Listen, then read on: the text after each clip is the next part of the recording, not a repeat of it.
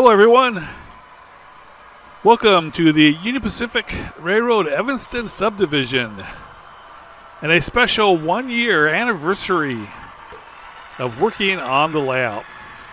I'm not sure exactly what day it was in August last year that I started working on the layout, but I know it was in August that I got started on the staging yard, laying it out, and so it's been a year that I've been working on the layout.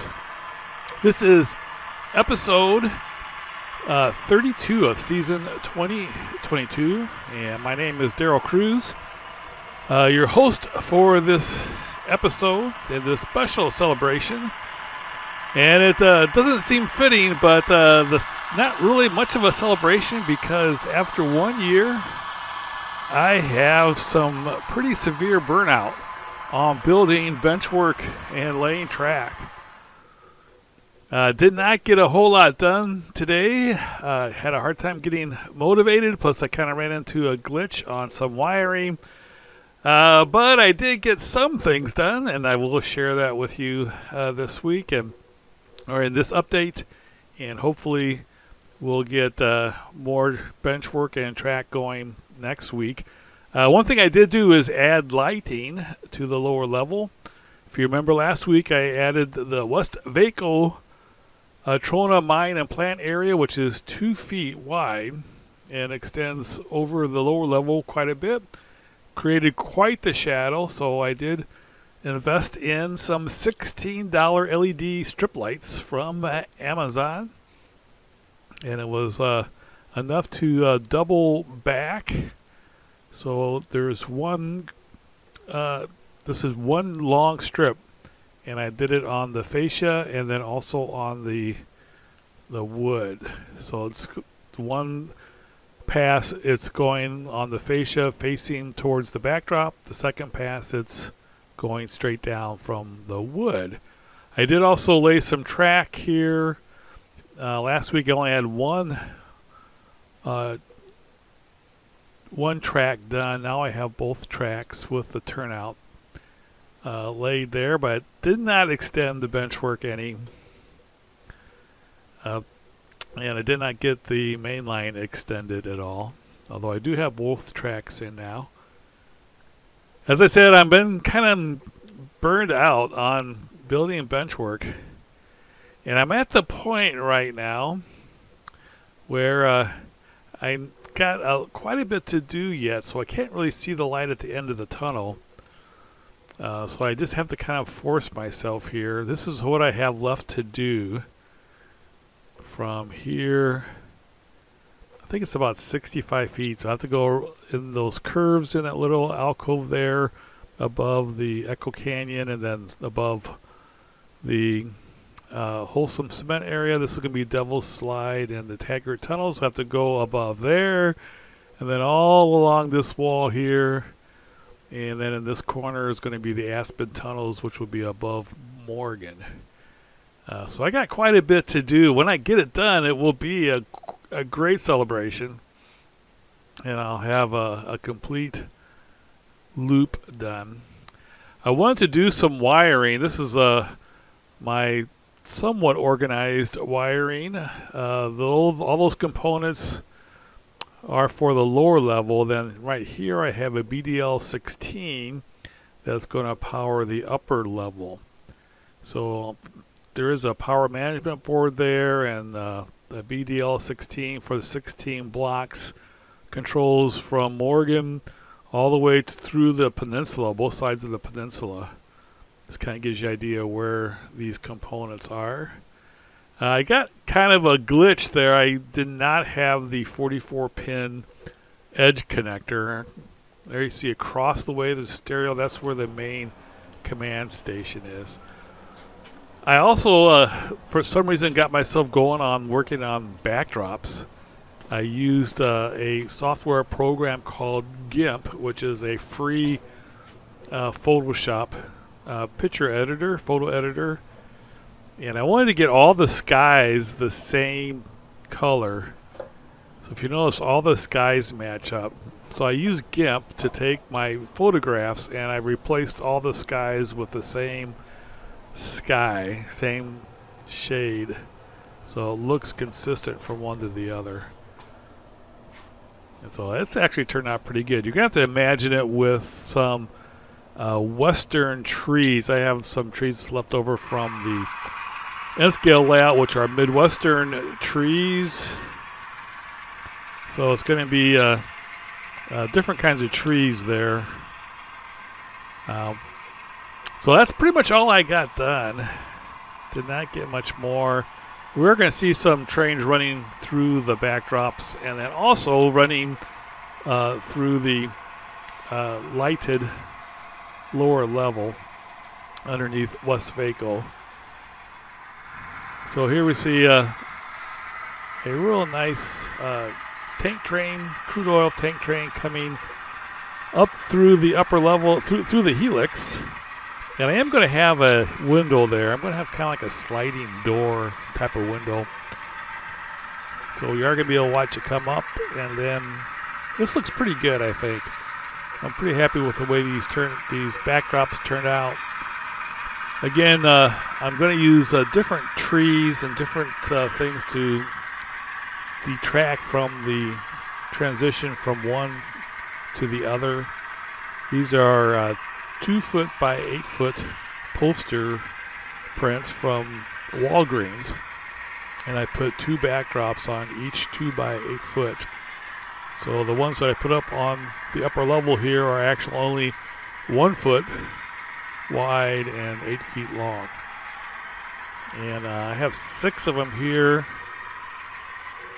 So it cost a total of $50.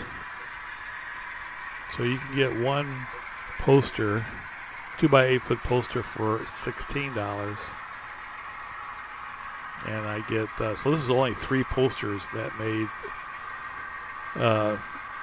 3 posters made 6 2 by 8, 1 foot by 8 foot backdrop. So all these backdrops cost $50. And again, I'm going to have more things along the side here to detract the tension from the seams and so on. Get some more sage, western-looking HO scale trees there or other obstacles. It looks pretty good, I think. Once I get the ground painted and some static grass going, I think the upper level is going to look pretty good. And I tell you what, one thing that's also been delaying my work is it's just fun running trains on here. As I said, I am really burned out on building bench work and laying track. But it is going to be great once I get it all done. I am going to be taking a 2-week vacation here in the next couple of months, so that will help, I think, get away for 2 weeks. That'll probably be in September sometime. Hopefully I'll get the main line extended a little bit here, but it is, I get distracted just because I just run trains back and forth, and definitely is a lot of fun running the trains, and it's going to be a fun layout to operate. If you like rail fanning and like to run trains, it's going to be a lot of fun. There will also be switching. If you're into that, here West Vaco is going to have some pretty cool switching. Here the tank train is ending up in West Vaco. Like it says Vaco, it's West Vaco.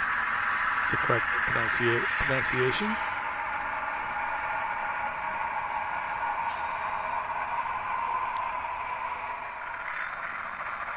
But we'll hopefully get something extended in the next week or two. Like I said, I've got about 60 feet left to go, and that's, right now in my mind, it's a big chunk, and so I'm not to the point where, okay, I can see the end of the tunnel. When you get close to the end, you get kind of a little shot of adrenaline to keep going. I haven't reached that point yet. So I'm going to have to force myself to move forward. I think having a little 2-week break will help. I still hope to have the main line completed by October, the end of October. I'm shooting for Halloween, making sure it's done by Halloween. Then the great thing about model railroading is there's all kinds of different things. It's really difficult to get yourself burned out on something because you can just switch to something else. Now, it's taken me a year to get burned out on building bench work, which is pretty staggering when you think. I've been working on this for a year.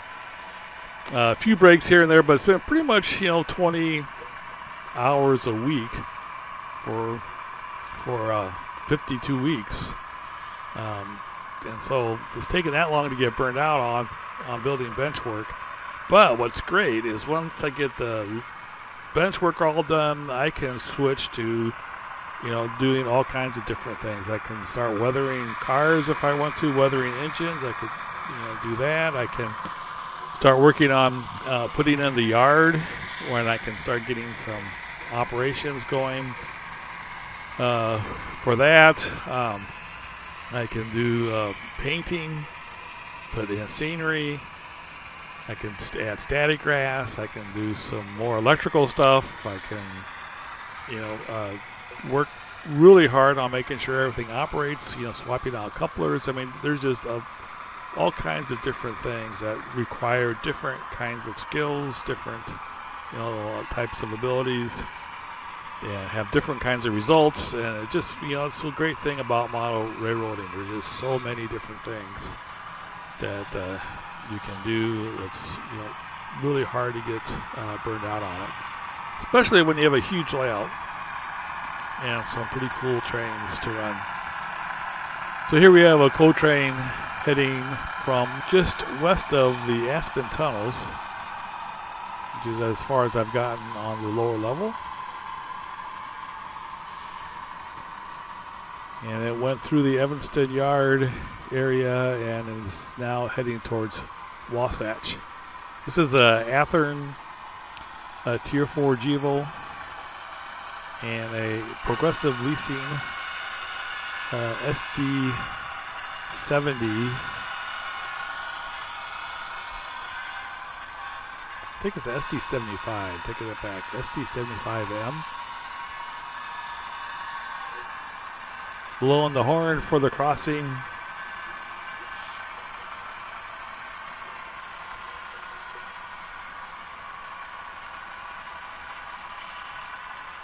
This is going to be the UTLX tank facility.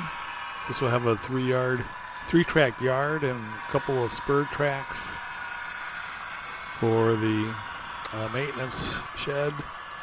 So there'll be a lot of really cool operations to do on the UTLX repair facility. So as I said, I think it's going to be a really fun layout to operate. A lot of cool rail fanning, running trains across a long main line. There'll be a lot of train meets. There'll be, have to stop when the signals are red, wait for the trains to go by, and then head out. Maybe crossing over from one main to the other to avoid different kinds of obstacles. So you have that type of really fun, mainline CTC dispatched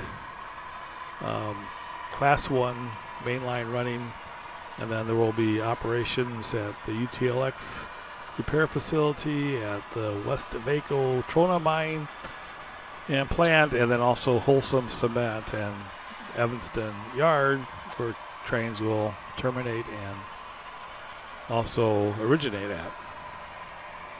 All right, so this just went through the west, went through Wasatch, and is now heading down grade on the original main line.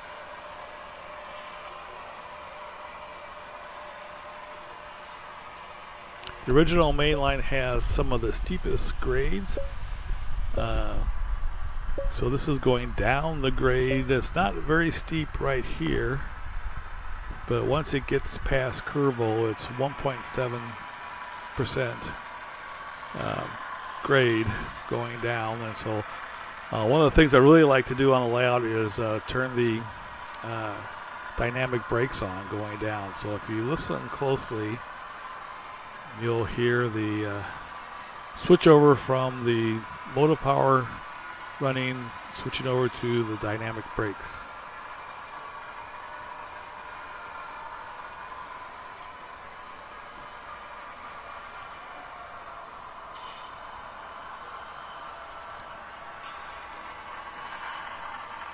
Now we have the dynamic brakes revving up, and we'll have them going as we descend down the steep grade to slow all this coal from going down the grade.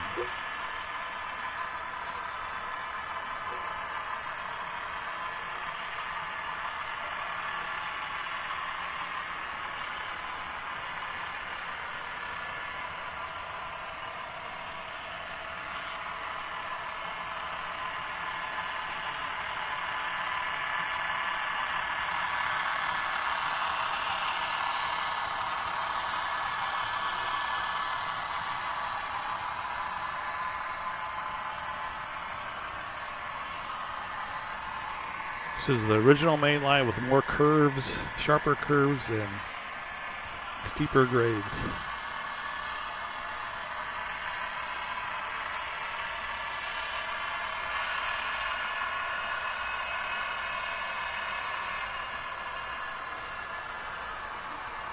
This now will give us a chance to see the trains running on the lower level under the West Vaco mine with the LED strip lighting. If you look closely, you can see a little bit of a shadow, but it pretty much looks like the light is continuous.